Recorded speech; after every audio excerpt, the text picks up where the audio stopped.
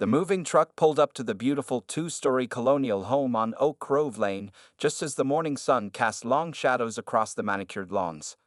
Marcus Williams stood on the sidewalk, keys in hand, watching as movers began unloading their family possessions. His wife Tanya joined him, slipping her hand into his with a gentle squeeze. "We made it," she whispered, looking up at their new home with pride shining in her eyes. The Williams family had worked hard for this moment. Marcus had built his real estate investment company from nothing, starting with small properties and gradually expanding. Tanya had completed medical school while raising their two children, eventually becoming a respected pediatrician. Their new home in this upscale Atlanta suburb represented everything they had achieved together. Their children, 14-year-old Zoe and 10-year-old Jamal, raced up the driveway, eager to claim their new rooms. Their laughter echoed across the quiet street, drawing curious glances from neighbors who peered through windows or paused while collecting their mail. "Did you see that?" Marcus asked quietly, nodding toward an elderly couple across the street who had been watching, but quickly turned away when noticed. Tanya sighed. "I saw. Let's give them time. Change can be hard for some people." As the day progressed, the Williams family settled into a rhythm of unpacking and organizing. Neighbors walked by, some slowing down to look but few stopping to introduce themselves. One exception was an older man named Bill Jenkins who approached with a basket of fresh fruit. "Welcome to Oak Grove," he said, handing the basket to Tanya. "My wife and I have lived here 30 years. It's a good neighborhood? Mostly." "Mostly?" Marcus asked, noticing the slight hesitation. Bill shifted uncomfortably. "Some folks here are set in their ways. Don't let it bother you. They'll come around." Later that evening, as the family enjoyed pizza on their new patio, they noticed a small gathering of neighbors at the end of the street. Occasional glances were cast in their direction, and the conversation seemed intense. "Should we go introduce ourselves?" Tanya suggested, but Marcus shook his head. "Let's give them space. We have time." What the whispering neighbors didn't know was that Marcus Williams wasn't just any homeowner. Through his investment company, he had been quietly purchasing properties throughout the neighborhood for the past 3 years. The colonial they had moved into was only one of several homes he owned on the block. That night, after putting the children to bed, Marcus sat in his home office reviewing property documents. A map of the neighborhood was pinned to his wall, with several lots highlighted in yellow. "Are you sure about this?" Tanya asked, bringing him a cup of tea. "Maybe we should have chosen a more welcoming neighborhood." Marcus smiled confidently. "This is exactly where we need to be. Change doesn't happen by avoiding difficult situations. Besides, did you see how happy the kids are with the backyard?" Tanya nodded, but her expression remained concerned. "I just hope the neighbors don't make things unpleasant for Zoe and Jamal at school." "If they do," Marcus said, his voice calm but determined, "we'll handle it. We faced worse and survived. This neighborhood needs families like ours, whether they realize it yet or not." As they prepared for bed, neither of them could have predicted just how quickly tensions would escalate, or how their presence would uncover decades of hidden prejudice in what appeared to be a perfect suburban community. 2 weeks after moving in, the Williams family began to feel the weight of unwelcome pressing down on them. What started as cold stares had evolved into something more deliberate. Marcus stood in his front yard early Saturday morning, inspecting an overturned trash can. Garbage was scattered across his perfectly maintained lawn. This was the 3rd time this week. "Raccoons again?" Tanya asked, stepping outside in her robe. Marcus shook his head. "Raccoons don't put trash only on our lawn and nobody else's." He picked up an envelope mixed with the garbage. It was unopened, but had been removed from their mailbox.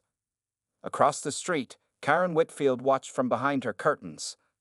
As president of the Oak Grove Neighborhood Association, she considered herself the guardian of property values and community standards. The Williams family, in her view, represented a threat to both. Later that morning, Zoe returned from her jog looking upset. She sat at the kitchen island, avoiding her parents' eyes. "What happened?" Tanya asked, placing a glass of water in front of her daughter. "I was running by the community pool, and Mrs. Whitfield was there with some other neighbors. I heard her say they needed to protect the neighborhood before more of them move in." Marcus and Tanya exchanged looks. They'd hoped the children might be spared the hostility. That afternoon, Jamal came home early from a neighborhood boy's birthday party he'd been invited to before they moved in. His eyes were red. "Nobody would play with me," he said simply. "Tommy's mom kept watching me like I was going to steal something." Marcus's jaw tightened, but he kept his voice gentle. "Sometimes people fear what they don't understand, son. That's their problem, not yours." The following Monday, Marcus found an official-looking envelope stuck in their front door. Inside was a notice citing them for multiple violations of neighborhood covenants: improper trash disposal, unauthorized exterior paint color, and excessive noise disturbances. "This is ridiculous," Tanya said, reading over his shoulder. "We haven't changed anything about the house, and we're certainly not noisy." "It's just the beginning," Marcus replied, his voice calm despite his anger. "They're building a paper trail." 2 days later, Zoe discovered flyers in several mailboxes along their street. The paper showed pictures of run-down homes in urban neighborhoods with the headline, "Protect OAK character and proprietary values." Though the flyer never mentioned race, the message was clear. That evening, Bill Jenkins visited again, looking uncomfortable. "I thought you should know," he said quietly. "Karen's organizing a special association meeting tomorrow night. They're not telling you about it." "Thank you, Bill," Marcus said, inviting him in, but the older man shook his head. "I can't be seen." He hesitated. "My wife and I support you being here. We're not as brave as we should be." After Bill left, Marcus went to his office and opened his laptop. He pulled up files labeled Oak Grove Properties and studied them carefully. Then he made a phone call. "David, it's Marcus. I think it's time to move forward with Phase 2 of our plan. How quickly can you have those documents ready?"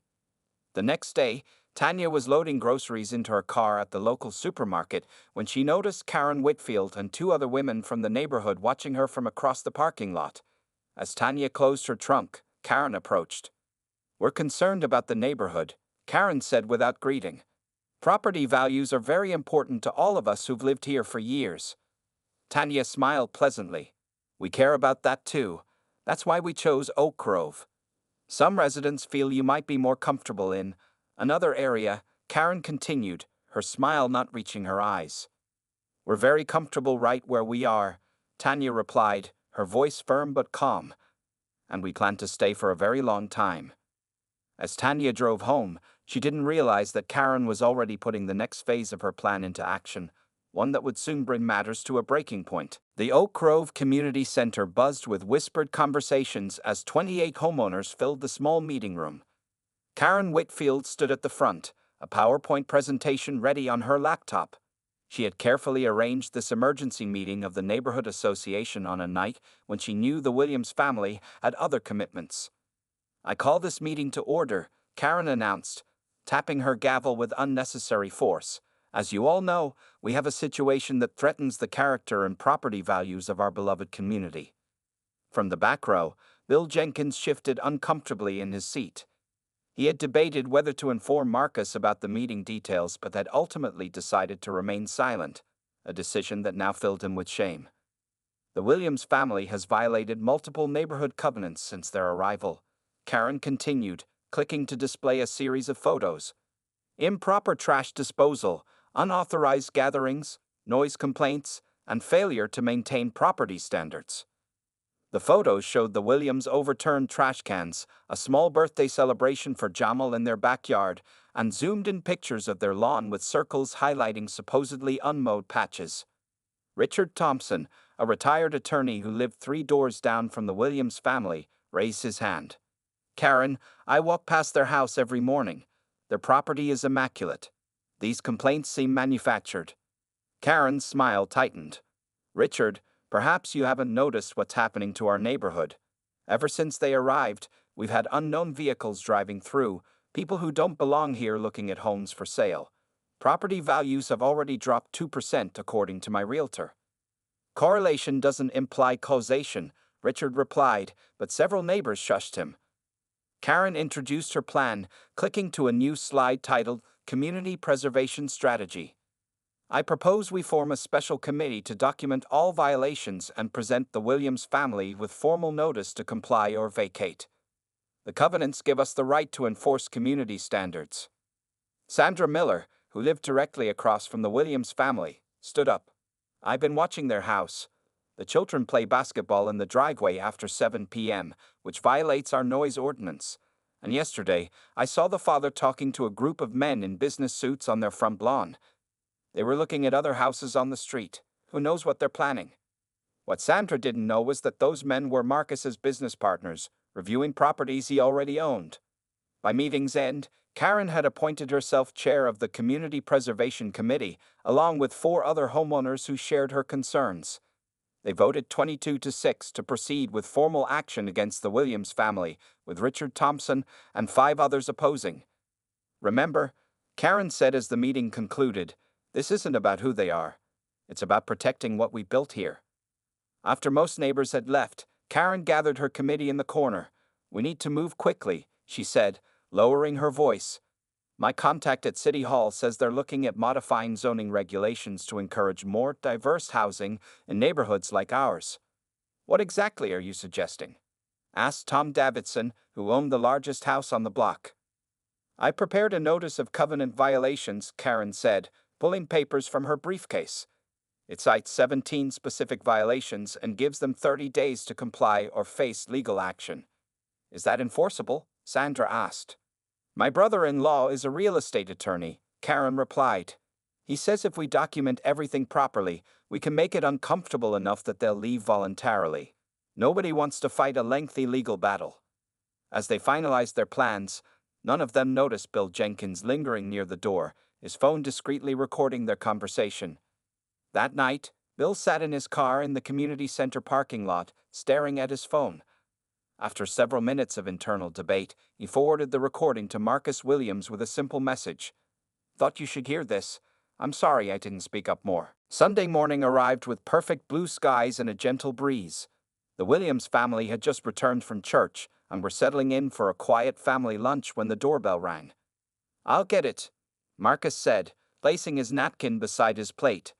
Through the side window, he could see a group of 5 people standing on his porch, led by Karen Whitfield in a crisp navy blazer. Before opening the door, Marcus glanced at Tanya.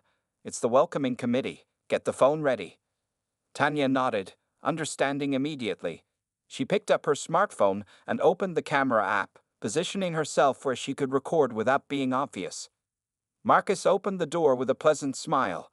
"Good afternoon, neighbors. What a surprise to see you all here." Karen's plastic smile didn't reach her eyes. "Mr. Williams, I'm Karen Whitfield, president of the Oak Grove Neighborhood Association. We're here on official association business." Behind her stood Sandra Miller, Tom Davidson, and 2 other neighbors Marcus recognized but hadn't met. They'd all wore serious expressions, as if performing important civic duty. "Please, come in," Marcus offered, stepping aside. "That won't be necessary," Karen replied stiffly. "This will only take a moment." She pulled an envelope from a leather portfolio. "This is a formal notice of covenant violations that we've documented since your arrival in our community." Marcus accepted the envelope calmly. "I see. And what violations might those be?" Karen seemed disappointed by his composed reaction. She had expected, perhaps even hoped for, anger or defensiveness. "There are 17 specific violations detailed in the notice," she stated, pointing to the envelope. "They include improper waste disposal, unauthorized exterior modifications, excessive noise, improper lawn maintenance, and unapproved gatherings." From inside, Jamal and Zoe had moved to the hallway, watching the scene unfold. Tanya gave them a reassuring nod while keeping her phone focused on the conversation. "The notice gives you 30 days to correct all violations," Karen continued, her voice growing more confident. "Failure to comply will result in further action by the association, including possible legal proceedings to enforce the neighborhood covenants." Marcus nodded thoughtfully. "I appreciate your diligence in preserving community standards, Ms. Whitfield. Rest assured, I'll review this document carefully." Karen seemed thrown by his calm acceptance. "You should know we're very serious about this, Mr. Williams. Oak Grove has maintained its character for decades through strict adherence to these rules." "Its character," Marcus repeated slowly. "Yes, I imagine it has." Something in his tone made Karen shift uncomfortably. Behind her, Tom Davidson cleared his throat. We expect full compliance within the time frame specified. Marcus smiled. I always strive to be a good neighbor. Is there anything else I can help you with today? Clearly disappointed by the lack of confrontation, Karen adjusted her blazer. No, that will be all for now. We'll be monitoring the situation closely. I'm sure you will, Marcus replied. Enjoy this beautiful Sunday, neighbors. As the group turned to leave, Marcus closed the door gently and turned to his family. Zoe's eyes were wide with anger, while Jamal looked confused and hurt. They want us to leave, don't they? Zoe asked quietly. Marcus nodded. Yes, we're not going anywhere. Tanya stopped the recording and joined them. I got everything. Their faces, the envelope, everything they said. Marcus opened the envelope and skimmed the document inside. The so-called violations were flimsy at best, fabricated at worst. What are we going to do, Dad? Jamal asked, his young voice serious. Marcus knelt to his son's eye level. Remember when I taught you chess? Sometimes you have to let your opponent think they have the advantage before you make your move. He stood and walked to his office, returning with a folder. Inside were property deeds, investment reports, and a map of Oak Grove with numerous properties highlighted. Karen and her friends think they're playing checkers, he said with quiet confidence. But we've been playing chess all along. Tanya smiled as understanding dawned on Zoe's face. They have no idea who they're really dealing with, do they? Zoe asked. Not yet, Marcus replied. But they will soon enough. Monday morning arrived with a sense of purpose for Marcus Williams. After dropping the children at school, he drove not to his office downtown but to the County Records Building. The 5-story government structure housed decades of property records, zoning decisions, and neighborhood covenants. Good morning, Marcus greeted the clerk, a gray-haired woman named Dorothy who had worked there for 30 years. I called earlier about researching the original Oak Grove subdivision covenants. Dorothy nodded. Yes, Mr. Williams, I pulled those files for you. She led him to a research room where several thick folders awaited. These date back to 1952 when Oak Grove was first developed. Marcus thanked her and settled in for a long day of research. He carefully photographed pages with his phone, paying special attention to the original neighborhood restrictions. What he found confirmed his suspicions. The original Oak Grove covenants included racial restrictions that prohibited the sale of homes to non-white families. Though these restrictions have been legally unenforceable since 1948, when the Supreme Court ruled such clauses unconstitutional, they remained in the written documents. More importantly, several amendments to the covenants in the 1960s and 1970s used coded language about neighborhood character and compatible residents that, while not explicitly mentioning race, clearly intended to maintain the all-white status of the community. Around noon, Marcus's phone rang. It was David Chen, his business partner. I finished the ownership audit you requested, David said. Between your personal investments and our company holdings, we control 60% of the residential properties in Oak Grove. The documents are ready whenever you need them. Perfect timing, Marcus replied. I'll need everything prepared for the neighborhood association meeting next week. Make sure the rental properties are all included. After leaving the records building, Marcus drove to the office of James Watson, a civil rights attorney he had worked with on housing discrimination cases in the past.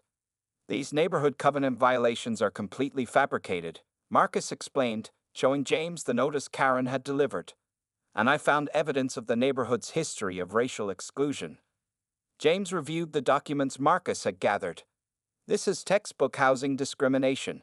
The association is clearly targeting your family because of race. He looked up at Marcus. But something tells me you already have a plan. Marcus smiled. I do, but I need to make sure everything is legally sound. They spent the next 2 hours reviewing Marcus's strategy, with James making occasional notes and suggestions. It's bold, the attorney said finally, but I believe it will work, and it might set an important precedent for other communities. That evening, as Marcus drove home, he passed Karen Whitfield standing in her driveway with Tom Davidson. They watched his car with undisguised hostility. Marcus waved pleasantly, causing Karen to abruptly turn away.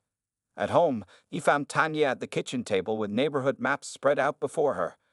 Red dots marked multiple properties throughout Oak Grove. I still can't believe how many properties we've acquired over the last 3 years, she said, looking up at him.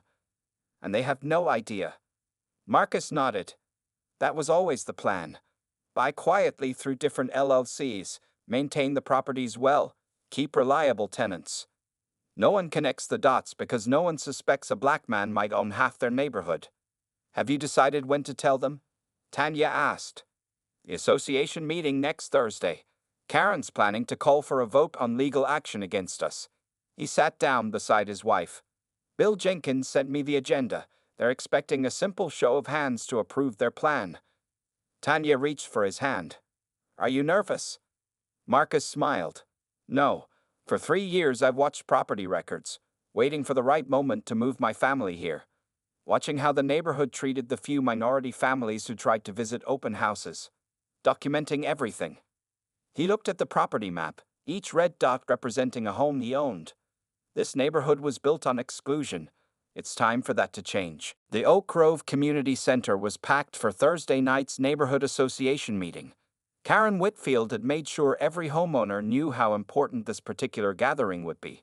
Nearly 50 residents filled the chairs, with more standing along the walls. I call this meeting to order, Karen announced, tapping her gavel with authority. Her eyes scanned the room, noting with satisfaction that the Williams family was absent.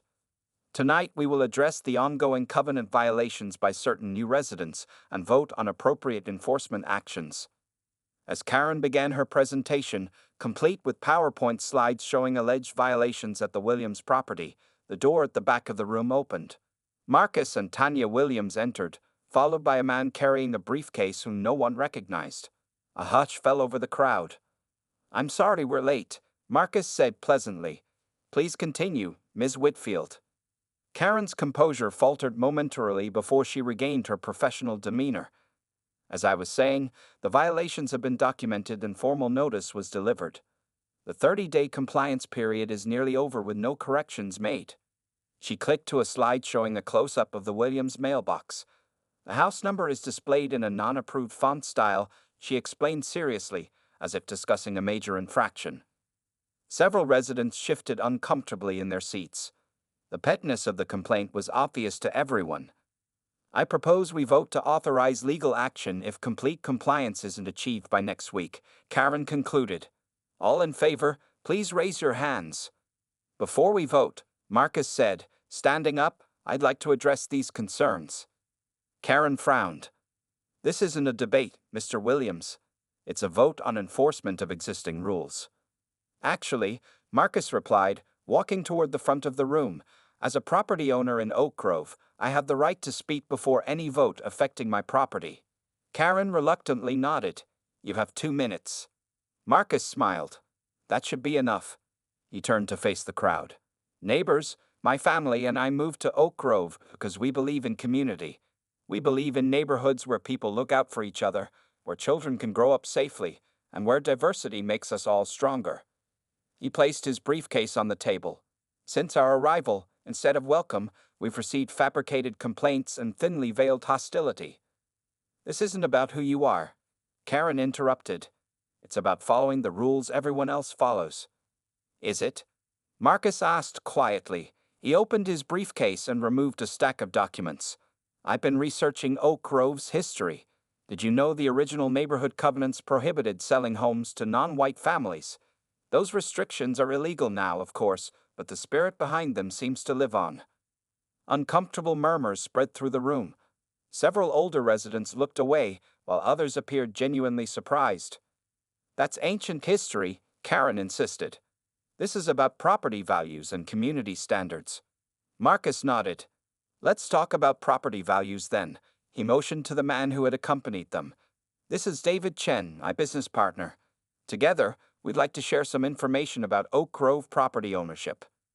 David stepped forward and distributed folders to several key members of the association board.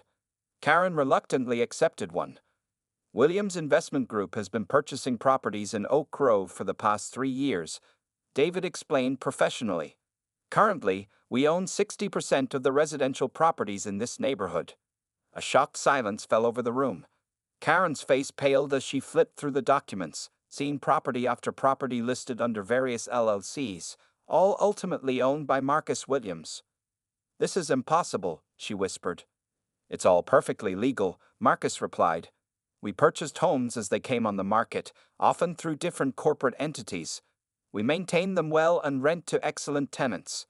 Some of you are actually renting from me without knowing it. He turned to address the entire room. I didn't come here tonight to threaten anyone. I came to invite you all to be part of a new vision for Oak Grove, one where people of all backgrounds are welcome, where real community can flourish. The silence in the room was deafening. Karen stood frozen, the enforcement vote completely forgotten as the implications of what Marcus had revealed sank in. The silence that had fallen over the community center lasted nearly a full minute. Karen Whitfield stood at the front, her face a mask of shock as she continued flipping through the property documents.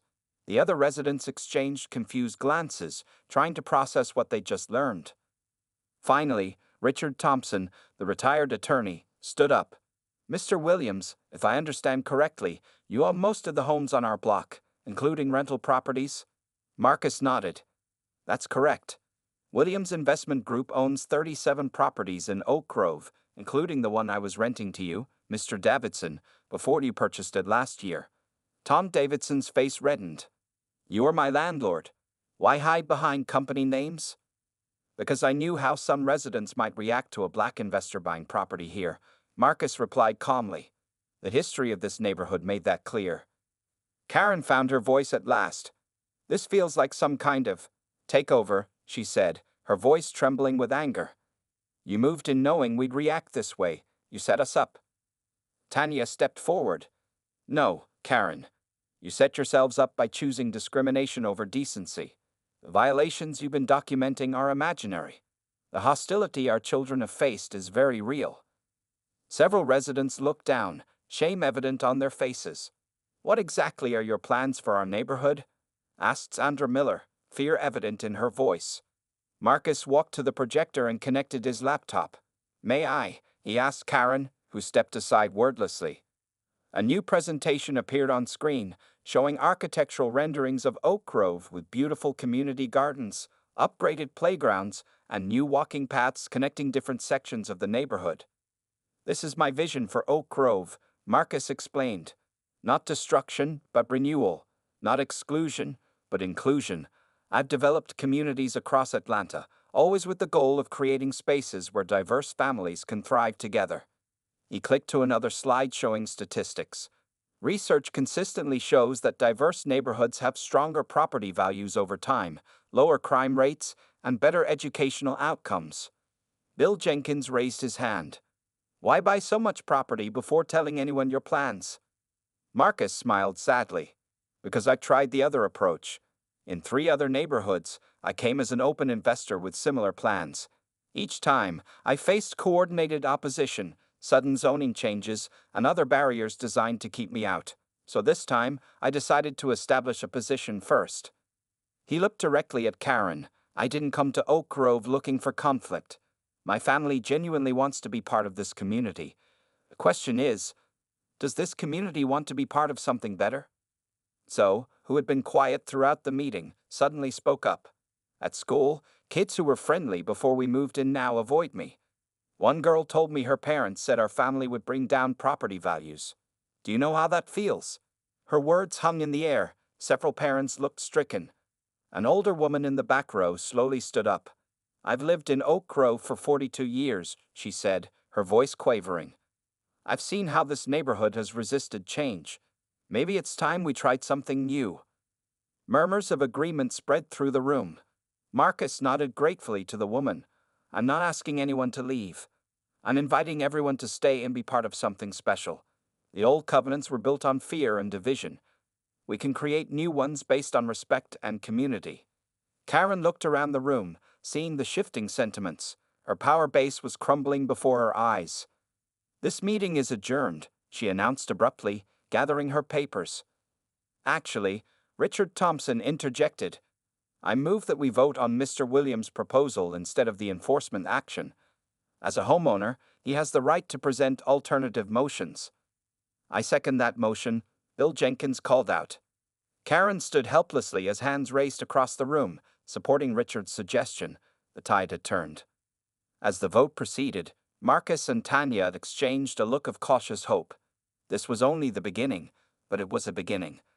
The real work of transforming Oak Grove would take time, patience, and persistence. But for the first time since moving in, they felt like they might truly have a chance to call this place home. 6 months passed since the explosive neighborhood association meeting that had changed everything in Oak Grove. The crisp autumn air carried the scent of barbecue and the sounds of children's laughter throughout the neighborhood park, where families gathered for the first annual Oak Grove Community Festival. Marcus Williams stood beside the large grill, flipping burgers and chatting easily with Bill Jenkins, who had become one of his strongest supporters. Nearby, Tanya organized a table of medical supplies, offering free basic health screenings to residents, a service she had started providing monthly. "I never thought I'd see this day," Bill said, gesturing toward the diverse crowd of people enjoying the festivities. "Oak Grove hasn't been this alive in decades." The transformation hadn't happened overnight, and it hadn't been without challenges. Karen Whitfield and 5 other families had put their homes up for sale within weeks of the memorable meeting. Marcus had purchased 3 of them, renting to young families who brought new energy to the community. Zoe and Jamal raced past, leading a group of neighborhood children in a game of capture the flag. Their laughter echoed across the park. The same children who had once avoided them now considered them friends and leaders.